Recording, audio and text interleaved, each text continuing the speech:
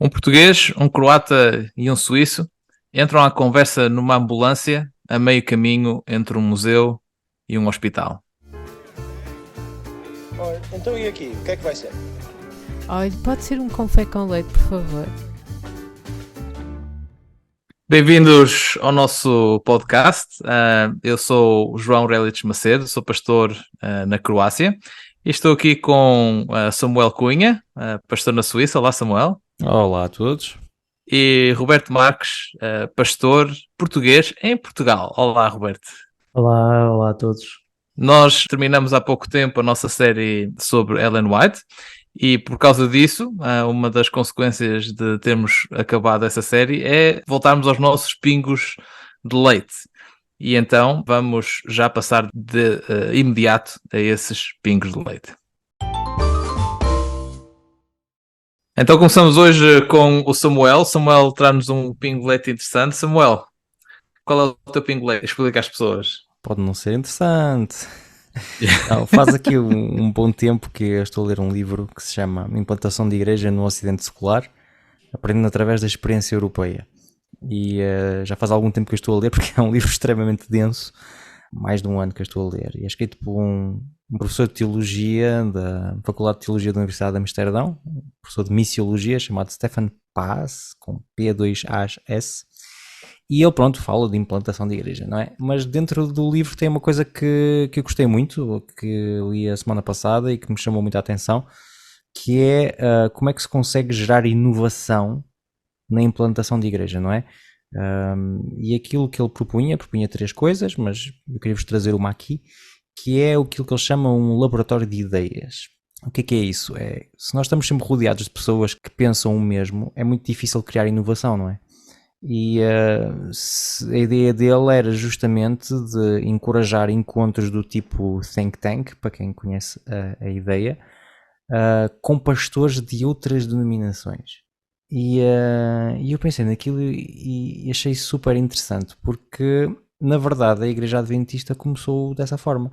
Começou com pessoas de diferentes denominações que conseguiram encontrar contexto histórico, na teologia que eles queriam, algo bastante inovador que se chamava, e se chama em dois, Igreja Adventista.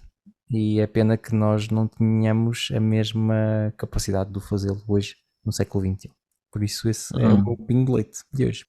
Roberto, o que é que achas? Achas que nos faz falta um think tank? Acho que sim, como o Samuel disse, não sei até que ponto é que nós estaríamos dispostos a fazê-lo, porque uma das questões que às vezes pode ser sensível neste tipo de diálogos interconfessional é a questão de nós, de alguma maneira, termos que reconhecermos que há coisas que fazemos mal ou há coisas que podemos aprender com os outros. E isso às vezes tem sido um bocado complicado para a Igreja Adventista em geral e para nós, se calhar, em particular.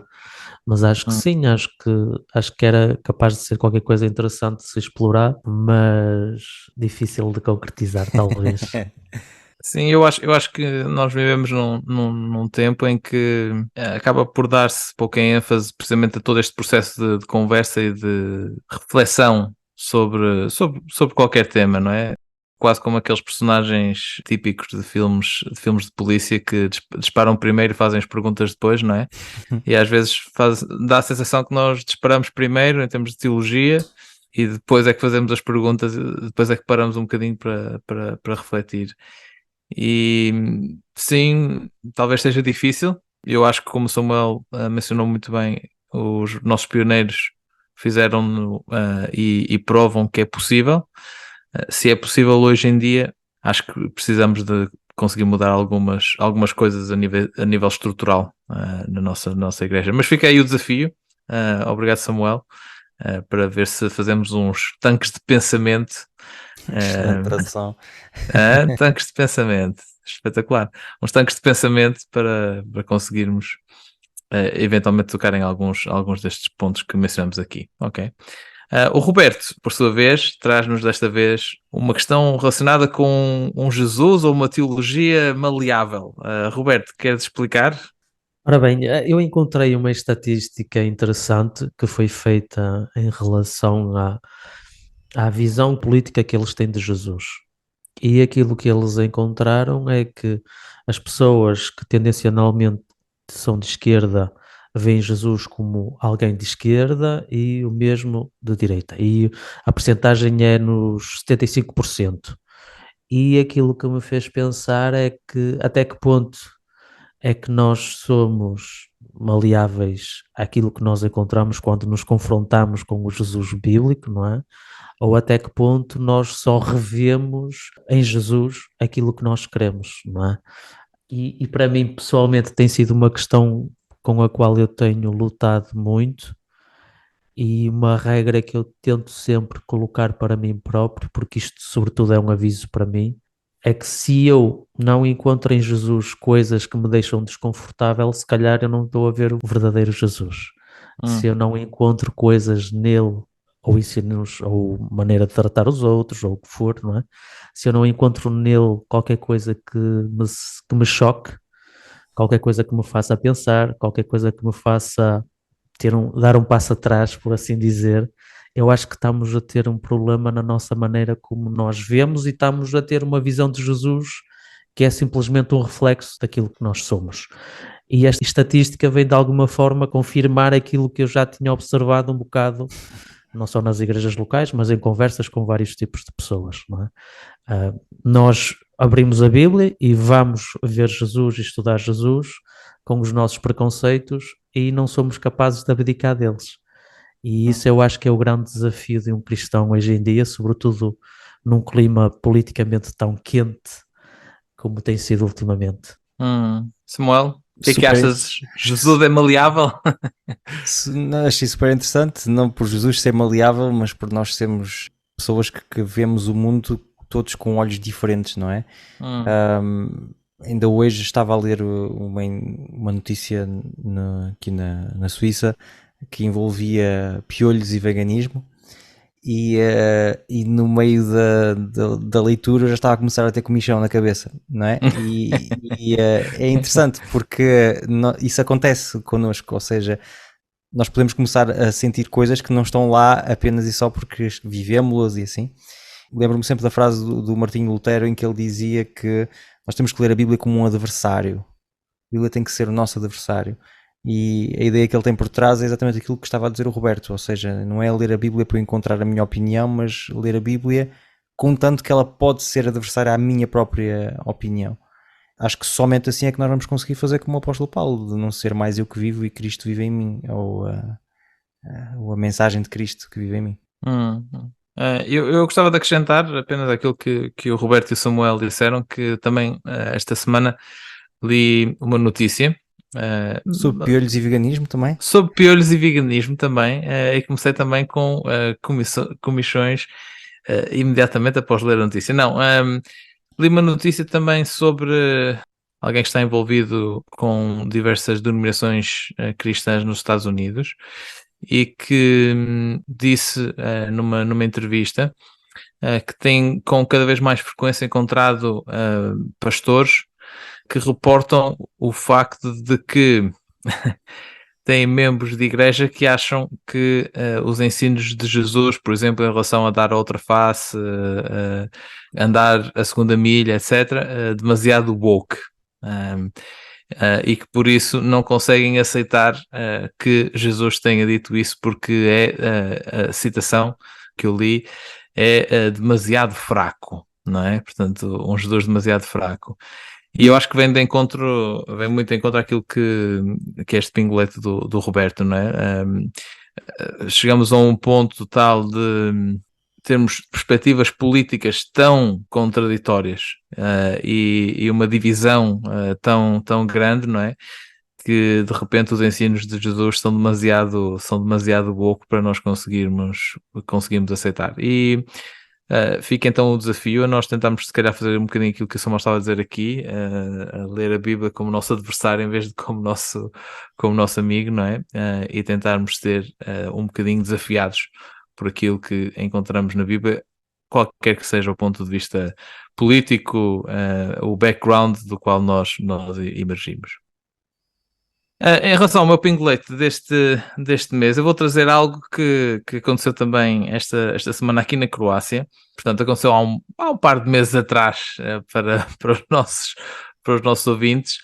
Outubro, que eu creio que é o mês em que este episódio está a sair, é o mês internacional da liberdade religiosa, e eu achei interessante tentar trazer aqui algo relacionado com esse tema, e aconteceu algo aqui na Croácia que eu achei que se pode relacionar com o tema da liberdade religiosa. Para aqueles que eventualmente desconheçam, na Croácia há uma lei que protege os trabalhadores de trabalharem ao domingo. Portanto, uma lei dominical, se vocês quiserem assim chamar, não é? Os trabalhadores ficam protegidos de serem obrigados a trabalhar ao domingo. A maior parte das lojas fecha ao domingo. E não só aos domingos, mas também em feriados. E o que aconteceu esta semana é que passamos pelo 15 de agosto, o dia que é celebrado pelos católicos como o dia da Assunção ou a Ascensão de Maria, supostamente, de acordo com essa lei, os comerciantes deveriam fechar as suas lojas. Mas há também uma lei que permite que os presidentes da Câmara possam designar certos dias como dias de feira. E nesses dias de feira, então já se pode trabalhar. Se aquele dia for designado pelo Presidente da Câmara como um dia de feira, então os comerciantes podem ter as suas lojas abertas, trabalharem, não vai contra a lei do descanso, não é? E aquilo que aconteceu foi precisamente este confronto entre estas duas leis. Portanto, houve alguns presidentes de Câmara que, para darem a possibilidade aos seus comerciantes de aproveitarem esta altura extremamente turística e manterem portas abertas mesmo neste dia 15, declararam o dia da Ascensão de Maria, da Assunção de Maria, como dia de feira para os trabalhadores poderem trabalhar, não é? Ora bem, para mim esta é uma questão bastante complexa em termos de, por exemplo, poder haver um abuso por parte dos patrões em relação aos seus empregados que querem realmente poder usufruir do dia de folga, neste caso do feriado. Mas, no meu ponto de vista, entra bastante em questões de liberdade religiosa. E, para mim, a reflexão que eu faço é que o princípio da separação de Estado e Igreja deve ser o princípio que nós devemos sempre tentar manter com todas as nossas forças, não é? Vivendo num país como a Croácia, eu vejo uma realidade onde isso não acontece e que de repente há certos atropelos, quer para a liberdade daqueles que querem eventualmente trabalhar ao domingo, quer para outras questões de conflitos com outras legislações e questões comerciais, não é? Num país que, como é lógico, como a maior parte da Europa Ocidental, está a tornar-se cada vez mais secularizado, e eu continuo a achar que, no que toca à liberdade religiosa, se nós não lutarmos pelo princípio da separação entre Estado e Igreja, facilmente podemos cair em situações como aquilo que nós encontramos aqui na Croácia. E por isso fica o meu desafio, e fica então aqui assim a minha reflexão, o meu pingo de leite. Samuel, tens alguma coisa a dizer em relação a este tema? Queres trabalhar ou não queres trabalhar no dia da Ascensão de Maria? Como é que é esse mito? Nunca tinha ouvido falar. Eu sou um conhecido defensor da liberdade religiosa, exatamente como tu acabaste de explicar, ou seja, a separação entre Estado e Igreja é o que beneficia justamente essa mesma liberdade religiosa, e historicamente me dá uma sensação que temos parcos exemplos em que a junção dos dois funcionou bem. Se calhar só mesmo na Bíblia, em alguns reinados, e mesmo na Bíblia a quantidade de reinados em que os líderes temporais destruíram a parte espiritual. Acho também que é importante que, como cristãos, nós não misturemos as duas coisas. O Roberto tocou um pouco isso no pingo de leite dele, não é? A tentativa de mistura das coisas. Ainda aqui há uns sábados atrás houve alguém que disse a alto e bom som na Suíça que vota a extrema-direita porque é o partido que é cristão. Ou seja, esse tipo de coisas, acho que o cristão deve criar uma distanciação entre essas duas coisas. Ou seja, a separação Estado e Igreja não deve ser só a nível social, mas acho que deve ser também a nível individual. Roberto, o que é que tens a acrescentar? Aquilo que eu tenho a acrescentar é que as pessoas que têm o capitalismo e consumismo como o seu Deus deveriam poder adorá-lo no domingo. Por isso a liberdade religiosa é permitir que essas pessoas possam ir a lojas, a restaurantes e adorar o seu Deus. Brincadeiras à parte, partilho muito daquilo que vocês disseram, claramente.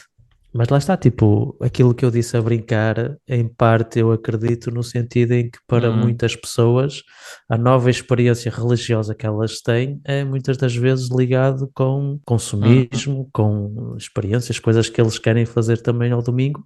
E eu vejo mais nisso, não é tanto o direito de trabalhar ao domingo, na lei que tu descreveste, não é? Mas é o direito de poder hum. comprar e poder usufruir dessas coisas.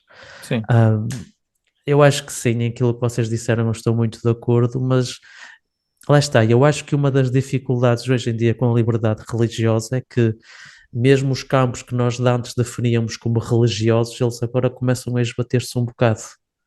Nós Hum, temos igrejas que se aproximam muito, por exemplo, de cinemas ou de espetáculos ou de outras coisas que não são religiosas, e temos muitas iniciativas que são seculares, que não têm nada de religioso, que copiam e emulam muitas das coisas que eram simplesmente somente para as igrejas. Acho que hum, uma das grandes dificuldades hoje em dia, e cada vez mais nesse sentido da liberdade religiosa, é que a fronteira entre o religioso e o secular está cada vez a ficar mais esbatido, na minha opinião. hum, E aquilo que é religioso para um não é para o outro, e vice-versa, e isso vai dificultar muito hum, essa distinção e esse princípio que nós como hum, igreja. E só terminar com outro aspecto, se a única motivação que nós temos para lutar pela liberdade religiosa é quando os meus direitos são colocados em perigo, então para mim a liberdade religiosa não conta para nada. uhum. São os meus direitos que interessam, não é o Exato. princípio da liberdade religiosa. É isso. Obrigado pela vossa reflexão sobre este pingo de leite e também pelos vossos pingos de leite. E sem mais demora, terminando os nossos pingos de leite, vamos passar para aquele grande momento do nosso podcast que é a moagem do grão. Em 1964, Abigail Van Buren responde na sua coluna habitual que ela tinha num pequeno jornal e vai cunhar uma das frases de maior impacto no mundo religioso americano e não só. A igreja não é um museu para santos, é um hospital para pecadores. Certamente nós já ouvimos esta frase ou variação desta frase, suficientemente parecida para nós compreendermos que ela está a falar de dois conceitos que parecem ser contraditórios, mas que aparecem na Bíblia. É verdade que ela tem uma visão de certa forma tendenciosa, porque subvaloriza um em relação ao outro, mas esses dois conceitos aparecem na Bíblia, e eu vou pegar o exemplo do Evangelho de Mateus. Nós temos, por exemplo, Mateus capítulo 5, a partir do versículo 13: vocês são o sal do mundo, mas se o sal perder as suas qualidades, poderá novamente salgar. Já não presta para nada, senão para se deitar fora e ser pisado por quem passa. Vocês são a luz do mundo, uma cidade situada no alto do monte que não se pode esconder. Também não se acende um candeeiro por baixo para pôr debaixo da caixa. Pelo contrário, põe-se, mas é num lugar em que alumeie bem todos os que estiverem na casa. Do mesmo modo, façam brilhar a vossa luz diante de toda a gente para que vejam as vossas boas ações e deem louvores ao vosso Pai que está nos céus, que de alguma maneira nos encoraja a sermos exemplos para os outros, levar os outros a olhar não somente a nós, mas através de nós a verem Deus, as qualidades que Deus tem, os princípios de Deus. E nós temos então este primeiro conceito, temos um outro conceito que também aparece no Evangelho de Mateus, capítulo 9, a partir do versículo 12. E Jesus ouviu isso e explicou: não são os que têm saúde que precisam de médico, mas sim os que estão doentes.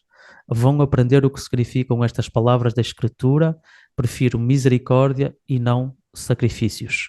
Eu não vim chamar os justos, mas sim os pecadores. Então nós temos estes dois conceitos que parecem ser contraditórios. A igreja é suposto ser um exemplo para o mundo. A igreja é sobretudo um local onde pessoas que foram magoadas, quebradas pelo pecado, elas podem de alguma maneira serem curadas e acompanhadas. Então nós vamos tentar explorar esta questão, esta tensão que aparece nestes dois conceitos e talvez encontrar maneiras que nos permitam ser fiéis a estes textos, mas de uma forma positiva. E eu gostaria de começar por colocar uma pergunta à luz daquilo que vocês aprenderam e encontram na Bíblia acerca do ensino de Jesus. Será que é possível nós sermos modelos mesmo sendo pecadores? Ou a única forma de sermos modelos para os outros é quando nós não temos pecado? O que é que vocês acham? Vou começar com o Joca. O que é que tu achas, Joca? Jesus permite-nos conciliar esses dois conceitos? Sim, eu acho que sim. Eu acho que nós às vezes temos uma grande tendência sempre a espiritualizar tudo aquilo que encontramos na Bíblia e às vezes parece-me que muito mais do que um aspecto espiritual, Jesus tinha uma teologia que era bastante prática, não é? Como é lógico, ele teve os seus momentos de ensino, ensinos que ainda hoje nos desafiam, voltando um bocadinho à questão apresentada nos pingos de leite, não é? Ensinos que nos deixam às vezes um bocado confusos, mas sobretudo havia ali uma grande questão prática, não é? E eu vou dar um exemplo que se calhar pode parecer um bocadinho desajustado, mas eu acho que faz algum sentido no contexto da tua pergunta, não é? Eu trabalho aqui na Croácia como pastor agora nas igrejas de Rijeka e de Pula. Sim, caros ouvintes, uma das igrejas chama-se Pula, não tem nada a ver com o verbo pular. Mas eu venho de um contexto educacional que é New Bold, que é uma das escolas mais liberais dentro da Igreja Adventista. Às vezes isso pode criar um certo nível de anticorpos nas pessoas. Mas aquilo que eu tento sempre fazer é seguir o exemplo de Jesus em termos de interação com as pessoas, ou seja, tentar criar amizades, tentar estabelecer laços, tentar focar naquilo que temos em comum e aquilo que eu encontro, ou melhor, aquilo que eu tenho vindo a experimentar ao longo do meu ministério é que apesar de eventualmente eu poder ter perspectivas que se calhar alguns outros irmãos não concordariam, quando nós tentamos fazer esse esforço de ir ao encontro das pessoas, onde elas estão, tentar criar esses laços de amizade, tentar estabelecer esses relacionamentos, as pessoas não se preocupam assim tanto com o que é que tu pensas em relação a este tema ou àquele tema, dão-te mais abertura e estão mais abertos também a ouvirem qualquer coisa. E por isso, voltando à tua pergunta, eu acho que tentando não espiritualizar demasiado a questão, eu acho que nós podemos perfeitamente ser pecadores e sermos um exemplo quando nos envolvemos com as pessoas desta forma. Porque quando nós nos envolvemos com as pessoas desta forma, quando nós criamos esses laços de amizade, as pessoas vão acabar mais cedo ou mais tarde, vão notar que há qualquer coisa, vão notar que há uma perspectiva diferente, vão notar que se calhar tu tens certos princípios de vida, mais do que se tu és pecador ou não, se tu mentes ou sei lá, ou roubas alguma coisa. Se tu fazes alguma coisa desse género, não é tanto essa questão, não é? Mas eu acho que quando tu te realmente envolves com as pessoas, tens sempre a oportunidade para ser um exemplo positivo, não é? E no fundo, é isso que eu acho que Jesus está a tentar dizer com aquele exemplo do sal, não é? De nos misturarmos com as pessoas, de sermos o sal da terra, darmos sabor. Nós podemos dar sabor só quando nos misturamos. Agora, não nego que o outro exemplo da cidade no alto do monte, não é? Que é uma luz que pode ir de encontro, perdão, pode ir de contrário ou de servir de oposição àquilo que eu acabei de dizer. E se calhar para algumas pessoas isso é capaz de funcionar melhor quando tu tens alguém que está afastado, que faz uma separação bastante clara entre ele e outras pessoas, porque não gosta de se envolver com determinadas questões ou determinados contextos sociais, etc.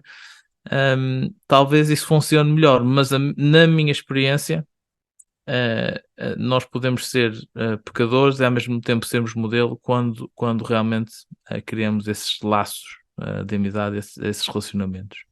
Obrigado, Joca. Mas eu fiquei com uma dúvida e vou tentar que o Samuel me possa ajudar em relação àquilo que tu acrescentaste. Porque é verdade que se nós tentarmos ser um modelo perfeito, não é? Se calhar estamos apenas a preparar-nos para a desilusão. Mas também é verdade que nós podemos ir para o outro extremo, não é? E dizer, ok, nós temos ideais, mas não interessa o que tu fazes, não interessa desvalorizar de tal maneira a capacidade de transformar do Evangelho e do poder do Espírito Santo, que de alguma maneira nós podemos estar a pregar para não roubar e imediatamente estarmos a assaltar a velhinha da igreja. Será que não podemos também cair numa hipocrisia tal que simplesmente somos apenas mais uns charlatões que estão a pregar? O que é que tu achas, Samuel? Como é que nós podemos ser coerentes na forma de ser um modelo e assumindo as nossas limitações, os nossos pontos fracos? Sim, podemos não ser hipócritas, provavelmente sim, mas existe sempre uma determinada dose de hipocrisia, porque o cristão nunca consegue viver à altura daquilo que concorda. Ou seja, se nós nos declaramos cristãos é porque nós consideramos que a mensagem de Cristo e a própria personagem é a nossa direção, a direção que nós queremos para a nossa vida. Mas entre isso e conseguir seguir perfeitamente é aí que está o problema. Eu acho que nós somos chamados a ser imitadores de Cristo. O próprio apóstolo Paulo diz: sejam meus imitadores como eu sou de Cristo. Ou seja, a ideia de que nós deveríamos ter modelos, que devíamos procurar seguir esses modelos. O problema é quando chega o momento da nossa vida em que nós olhamos e que vemos que se calhar existe uma discrepância entre aquilo que eu gostava de ser, ou aquilo que eu proclamo, aquilo que eu considero correto e aquilo que eu consigo efetivamente viver na minha vida. Por isso é que eu gostei imenso de uma frase, uma expressão que tu disseste, Roberto. Não sei se foi intencional ou não, mas tu falaste de modelos pecadores e eu achei isso super interessante, porque é verdade, nós somos chamados a ser modelos pecadores. A ausência de pecado não é aí que tem que residir o modelo. O modelo tem que residir na maneira como eu vivo com esse pecado, ou como é que eu faço face a esse pecado que existe na minha vida, que existe na vida dos outros. Ou seja, sou uma pessoa que pede perdão a Deus, sou uma pessoa que perdoa o outro, sou uma pessoa que vou procurar reparar coisas que eu destruí, porque muitas vezes fala-se muito de perdão, mas não é só pedir perdão, é tentar reconstruir o que se destruiu. Isso, se uma pessoa tem que reconstruir o que destruiu, é uma pessoa que não é um modelo. Mas a ação de procurar reconstruir quando destruímos pode ser inspirador e pode tornar-se um modelo. Ou seja, para resumir, o meu pensamento é modelos de pessoas que não pecam, santos, como na expressão do Von Buren, que estavas a dizer, da Von Buren, não creio. Eu faço parte dos cristãos que acreditam que nós não vamos chegar a um momento em que não vamos pecar. Sei que há muitos queridos irmãos e irmãs, e alguns se calhar que estão a ouvir este podcast que acreditam dessa forma. Eu não acredito nisso. Eu acredito que justamente eu preciso de Jesus porque eu peco e porque eu não consigo parar de pecar. Estou um viciado que não consigo. Preciso da solução que ele me dá. Mas acho que noutras coisas, na maneira como nós vivemos o pecado, ou até noutras áreas, nós podemos tornar-nos modelos. Sim. Obrigado pela vossa participação. Eu, quando estava a preparar este tema, a palavra que me veio à mente, não é? O Samuel fez o pequeno segue acerca do... Será que o modelo, os pecadores, era ali tinha alguma intenção por trás, ou foi simplesmente o acaso? Talvez um bocadinho dos dois. Também não vou dizer que é tudo propositado, mas porque a primeira palavra que me veio à mente quando eu estava a preparar esta questão foi humildade. E ela toca em muito daquilo que vocês falaram, mas eu acho que a grande diferença entre alguém que diz defender o perfeccionismo, como vocês mencionaram, um cristão que seja perfeito ao nível como Jesus foi perfeito, sem pecado, é apenas a ilusão que ele tem, ou para ele próprio ou para os outros. Acho que é a única coisa que ele tenha mais. E eu acho que o exemplo que Jesus nos pede é nós sermos humildes o suficientes para reconhecer essas fraquezas. Eu acho que não é contraditório nós pregarmos acerca que Deus não quer que nós roubemos os outros, e se calhar daí a 10 minutos eu vou roubar, mas se eu admito que tenho um problema com isso, admito que apesar de eu o fazer, que isso é errado, eu acho que posso ser um modelo porque estou a reconhecer que existe um ideal, que ele é verdadeiro, apesar de eu não o conseguir seguir, não é? Que ele é verdadeiro. E acho que nós estamos a ser um modelo um bocadinho naquele aspecto que o Joca também estava a dizer, não é? Porque de apontarmos para Jesus, acho que era o resumo um bocadinho daquilo que tu estavas a dizer, acho que era o apontar para Jesus. Sim, sobretudo, Roberto, desculpa lá, sobretudo num ponto de vista prático, num ponto de vista da forma como ele interagia Se relacionar com os outros, não é? Sim. Porque eu acho que nós só podemos ter relações verdadeiras com os outros quando somos humildes o suficientes para deixarmos os outros entrar e para podermos entrar na vida dos outros sem hipocrisias e sem intenções menos nobres, se é que podemos dizer assim, não é? E que é uma característica fundamental de Jesus. Nós temos aquele hino em Filipenses capítulo 2, em que nós temos a descrição de quem é Jesus, a essência do Cristo, e a palavra que eu acho que resume melhor é a humildade. Apesar de ele ter direito a tudo, ele estava disposto a ceder tudo para nos vir salvar, e quando nós conseguimos viver essa humildade com as nossas limitações, eu acho que nós estamos a ser modelos pecadores, apesar, e eu compreendo isso, não? Que isto é um bocadinho contraditório também, porque a partir do momento que nós reconhecemos a nossa própria humildade, Acabou. a nossa própria humildade ela desaparece, como por mágica, não é? Yeah. Por isso isto é quase uma pescadinha de rabo na boca, como o Samuel gosta de dizer, mas mesmo assim acho que é o ideal que Deus nos propõe, como humanos limitados, mas que somos chamados a ser o sal da terra, somos chamados a ser luz do mundo, sobretudo numa altura em que a sociedade cada vez mais está egocêntrica, cada vez mais cheia de si própria e mais orgulhosa de si própria, não é? Mas eu se bem gostava... se bem que Sim. eu, Roberto, desculpa lá desafiar-te um bocadinho aí, eu vou voltar à frase que eu tive há bocadinho. Eu acho que nós passamos por um momento na sociedade em que a própria sociedade é um museu de santos. Há um elevado padrão de justiça que eu creio que toda a sociedade tem. E atenção que eu não vejo isso necessariamente como negativo. É importante nós revisitarmos determinados temas, é importante nós darmos ouvidos, se calhar, a pessoas que não tiveram as suas vozes durante bastante tempo, a vítimas de abusos, etc, não é? Mas eu próprio me debato muitas vezes com a questão de como é que podemos ser um hospital para pecadores numa sociedade deste género, não é? Não adiantes que vamos ter uma pergunta que vai falar um bocadinho acerca disso, está bem? Ok, desculpa lá. Estás a fazer o papel daquele membro de 70 anos que está na tua escola sabatina e que já está a falar do tema final que tu vais abordar no final. Da sexta-feira. Eu por acaso tenho que admitir que eu às vezes sou eu próprio que começo pela sexta-feira em vez de começar pelo domingo, por isso também não posso falar muito. Membro de 70 anos.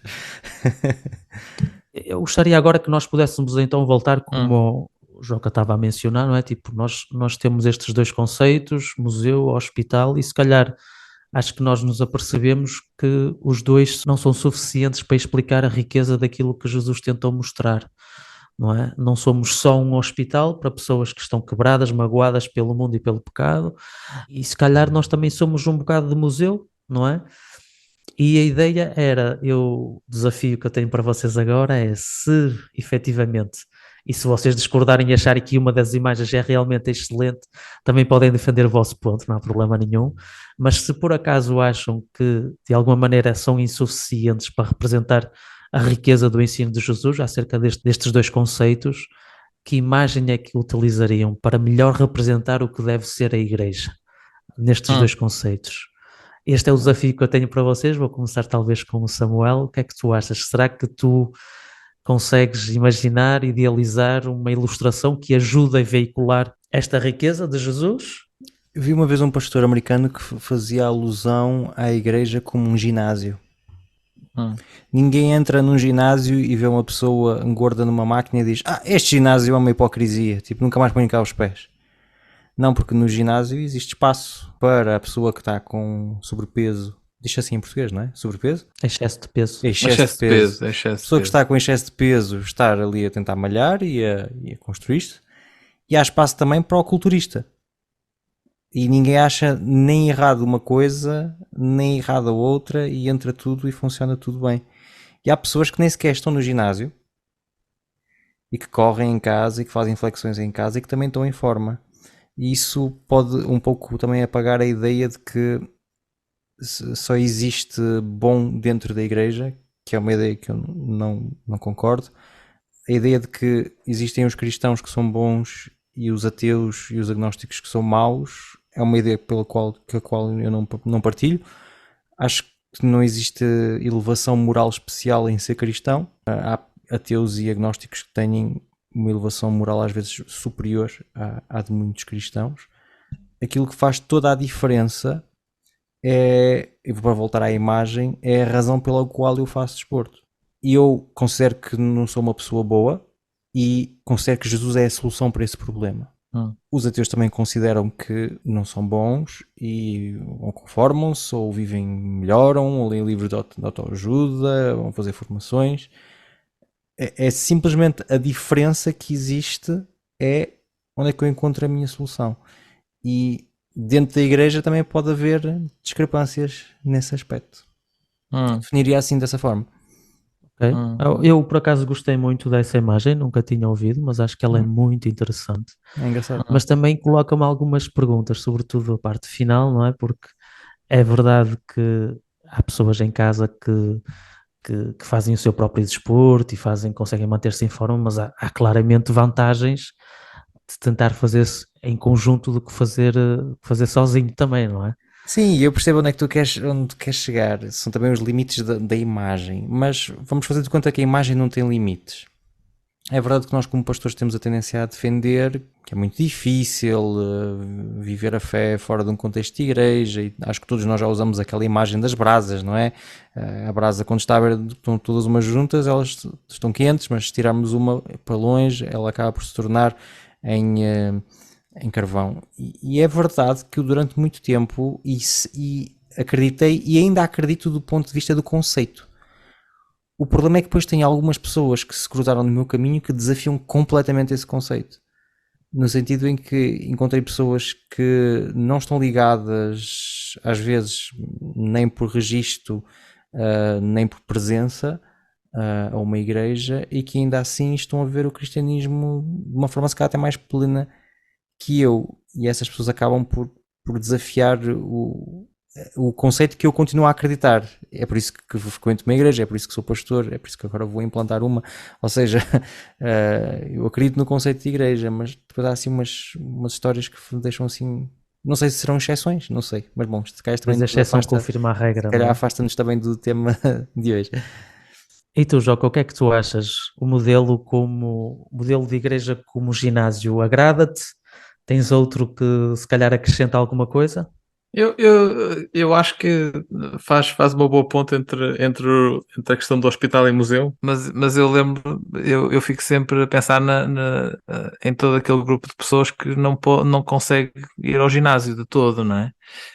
Ou seja, mesmo esse modelo acaba por ser um bocadinho incompleto nessa questão. Agora, eu vou dizer, perguntaste se haveria um deles que nós gostaríamos mais, não é? O hospital ou o museu. Eu sou claramente, estou claramente do lado da equipa hospital, não é? Para mim, hashtag equipa hospital para o resto da vida. E tem um bocadinho a ver com algo que nós também já algumas vezes falamos off the record, nos nossos encontros antes e depois das gravações que ficam aqui às vezes duram algumas horitas. Que é na verdade a parte mais interessante do Café com Leite, temos que admitir. Sim, exatamente. Portanto, queridos Já ouvintes, não é gravado. Estão a lançar uma nova rúbrica no podcast que é o Off the Record. off the record, exatamente. Queridos, o que lá está, esse também seria um paradoxo interessante, não é? Lançar uma rubrica off the record. Mas voltando àquilo que eu estava a dizer, é algo que nós já falamos nesses momentos off the record, que é a questão do ideal. Eu tenho um bocadinho de alergia a essa questão do ideal e por isso tenho alergia a esta ideia de um museu para santos, ou da forma como eu leio, de um museu de santos, não é? As pessoas que estão lá e que lá está, são perfeitas, são impecáveis, não têm se calhar talvez aquela humildade, e agora, como é lógico, eu próprio estou a ser vítima do paradoxo que referíamos há bocadinho, não têm aquela humildade de reconhecer os seus próprios defeitos. Eu prefiro simplesmente reconhecer os defeitos e não presumir que haja necessariamente um ideal.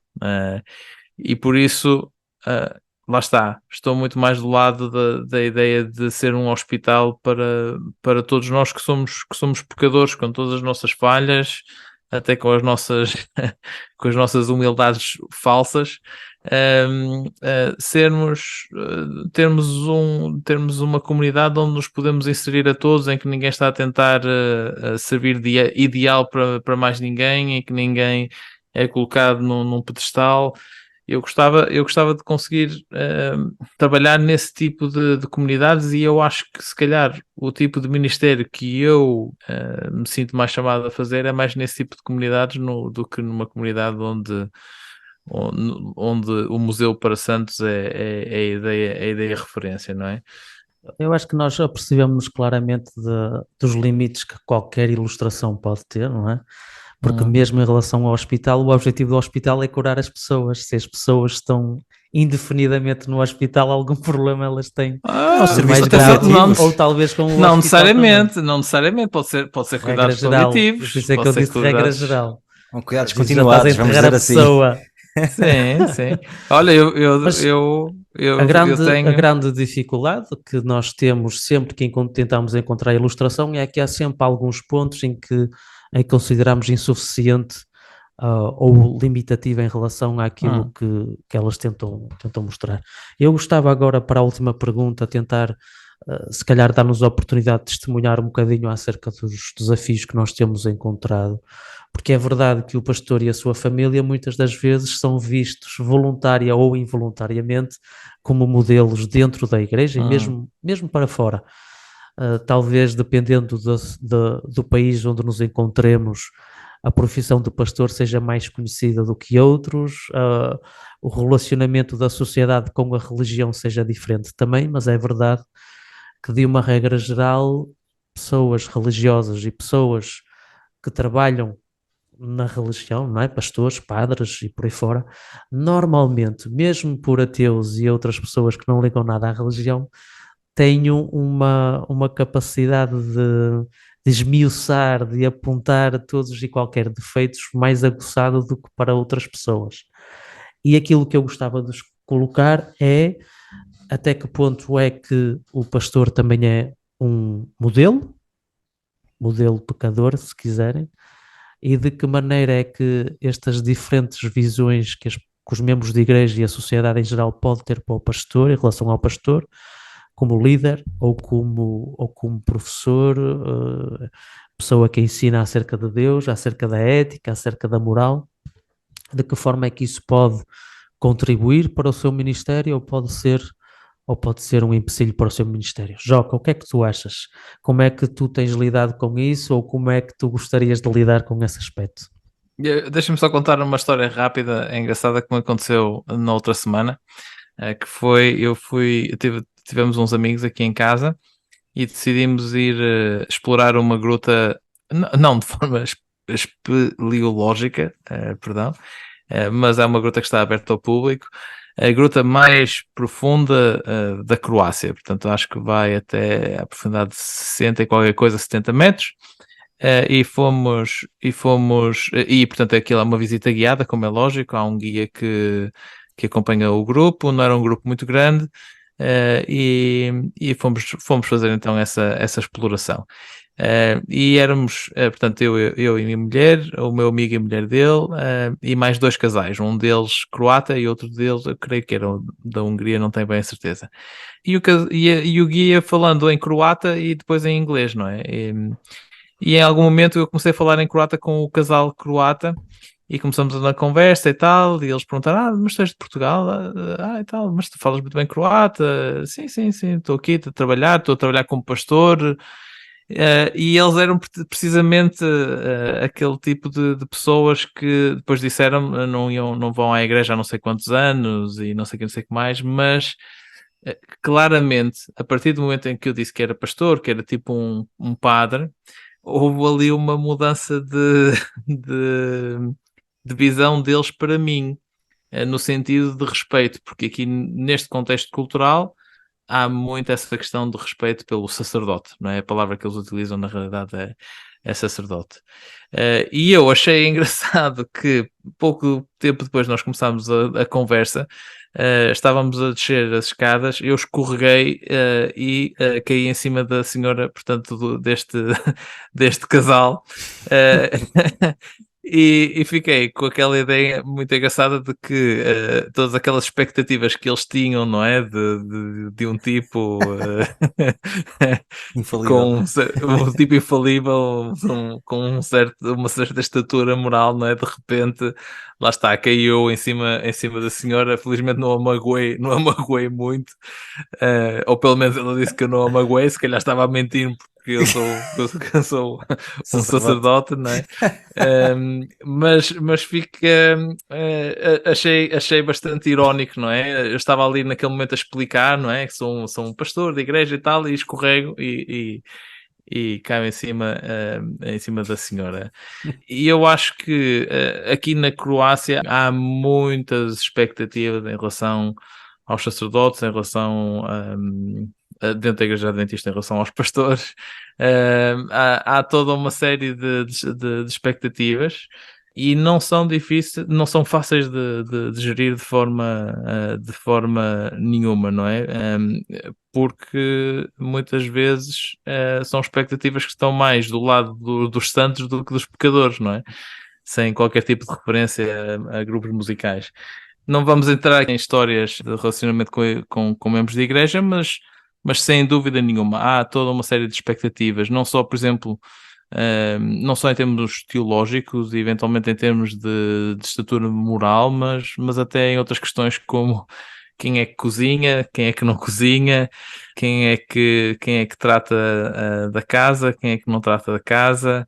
Nós não temos filhos, mas se tivéssemos filhos, eu tenho a certeza que essas expectativas caíam sobre os nossos filhos também, não é?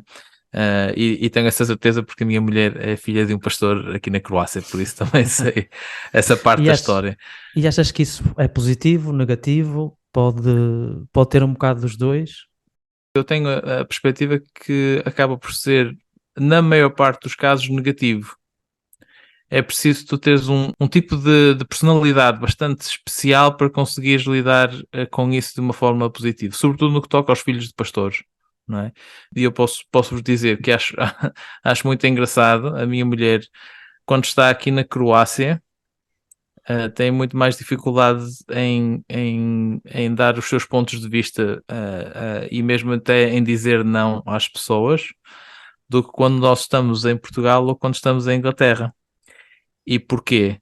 Porque ela reconhece quais são as expectativas que as pessoas têm para com ela, ok?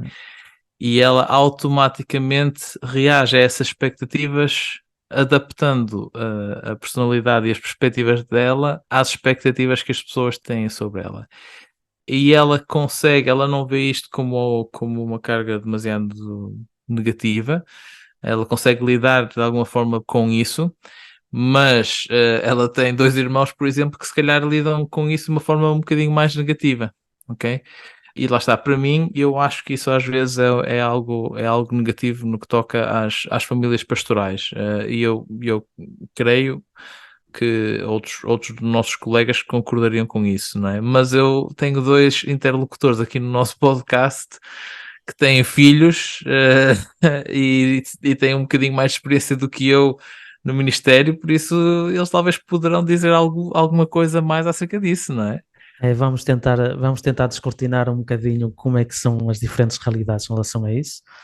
Mas o que é que tu achas, Samuel, em relação a esta pressão que às vezes existe, este foco que às vezes é colocado na família pastoral e no pastor, pode ser realmente um desafio, mas por outro lado, ser reconhecido claramente como um líder espiritual também pode ser um contributo, pode ser uma vantagem. Qual é que tem sido a tua experiência? A minha experiência é a seguinte: eu venho de Portugal numa época, não sei como é que é hoje, já não estou lá há muitos anos, em que efetivamente havia muitas expectativas em relação ao pastor, à mulher de pastor e aos filhos de pastor. Eu cheguei a ouvir em alguns contextos, numa escola sabatina das crianças, sendo eu criança também, como é que tu não sabes isso se és filho de pastor? Ou seja, manual de traumatismo de uma jovem criança na igreja. Ou seja, quando fui para Colonge, houve uma coisa, mesmo antes de conhecer a Isabel, uma coisa estava muito clara na minha mente, que é: eu iria tentar construir um relacionamento com as igrejas em que esse tipo de cobrança nunca pudesse acontecer. Ou seja, que as pessoas cobrem de mim, podem cobrar à vontade, mas a minha esposa, os meus filhos, não tem absolutamente nada a ver com isso. E não tem que haver uma maneira diferente de olhar para o pastor e para a esposa e os filhos. E conseguiste? É assim, tive um grande benefício, que é: estou num território em que isso não existe. Ou seja, não existem expectativas em relação à mulher de pastor, assim, que eu A reparo. maneira que ele resolveu o problema foi para ir para um território onde isso não é um problema. E Não. às vezes, Roberto, se calhar é isso que se tem que fazer, não é? Sim. Se calhar é Talvez, mesmo isso que se tem que fazer. Em relação ao meu filho também não. Elas podem existir, mas os suíços não são muito de dizer, caso sintam esse tipo de coisas. Agora, em relação àquilo que tu disseste sobre o pastor querer também ter uma determinada autoridade reconhecida e assim, uma das coisas que eu batalho desde o início do meu ministério, e isso sim tive que batalhar, é que os membros acreditem no sacerdócio universal, que é algo bíblico, que é algo que a Igreja Adventista acredita. Ou seja, eu não sou diferente de ninguém na igreja. Por isso eu não considero que eu tenho que ser um exemplo em nada. Não significa que por isso vou tomar uma vida leviana, não é isso que eu estou a dizer, mas eu não acredito que a minha liderança tem que ser justificada por uma infalibilidade. A minha liderança, eu acredito pessoalmente, isto é o meu caso pessoal, que deve ser inspirada por caráter e espiritualidade. São essas coisas que devem inspirar respeito nos outros. O título, acho que nós que estamos a caminhar para uma sociedade em que os títulos cada vez querem dizer menos. Ouvi no outro dia um membro de igreja que é médica dizer que hoje em dia as pessoas chegam às consultas e dizem: sim, mas eu vi no YouTube que... Ou seja, até os médicos agora têm que ouvir pessoas a dizer-lhes o que é que eles têm que fazer, o que é que têm que acreditar. E a minha perspectiva não é essa, é a perspectiva de ser servo, e por isso não acho que estou acima de ninguém, por isso não tenho que ser nenhum exemplo, não sou um representante de Deus na Terra. Isso é catolicismo e eu não acredito nisso. Eu agora gostaria de provocar a dizer, mas se calhar ser um servo é ser um exemplo, mas isso se calhar ia nos levar a uma longa discussão também. A minha experiência tem sido... Mas se for essa a expectativa, está ótimo. Que as igrejas tenham a expectativa que os pastores sejam servos, eu voto nisso. Mas é isso que eu acho que nós precisamos de alterar um bocado no nosso discurso acerca destes temas, é que a questão de exemplo ou modelo depende muito de que tipo de exemplo ou de que tipo de modelo é que tu estás a falar.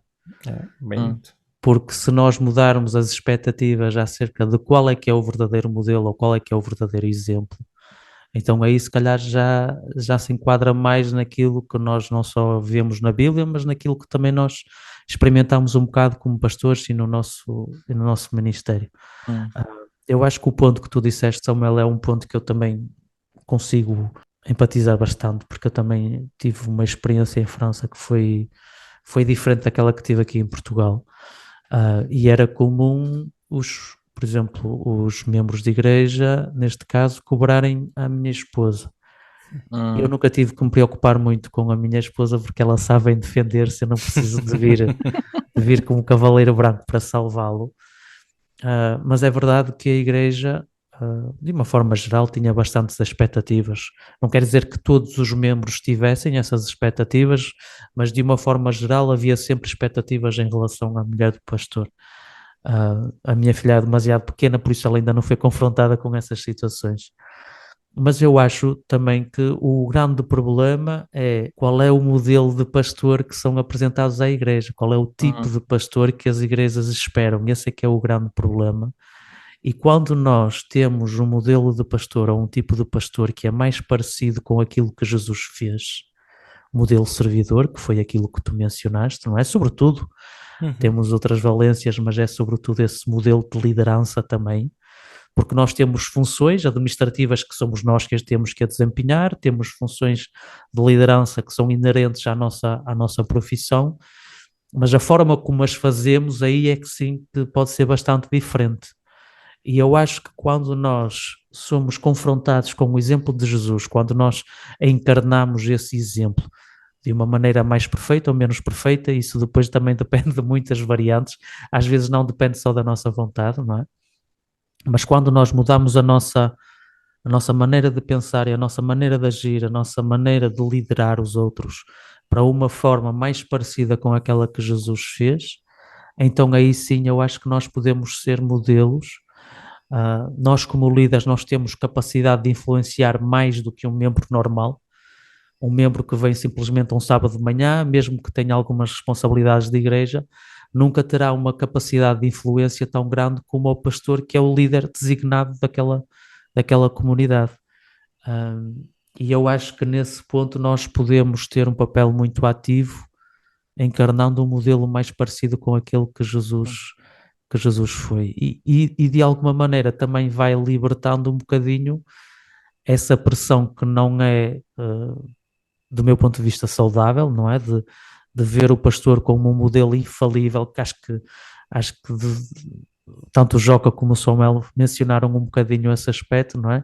O pastor como alguém infalível, seja no aspecto moral, seja noutros aspectos, até tropeçar a caminhar numa gruta, não é? Mas quando nós retiramos do modelo de pastor essa infalibilidade e nós colocamos lá o modelo de serviço à imagem daquilo que Jesus viveu e fez, eu acho que aí nós temos aí um modelo com o qual eu aceito identificar-me e aceito tentar, não quer dizer que eu consiga, não é? Mas acho que é o modelo de líder e de pastor que eu gostaria de ser também nas minhas igrejas e, se for possível, ajudar outras pessoas a também viverem segundo esse modelo. Acho que dessa maneira, acho que pelo menos para mim faz mais sentido.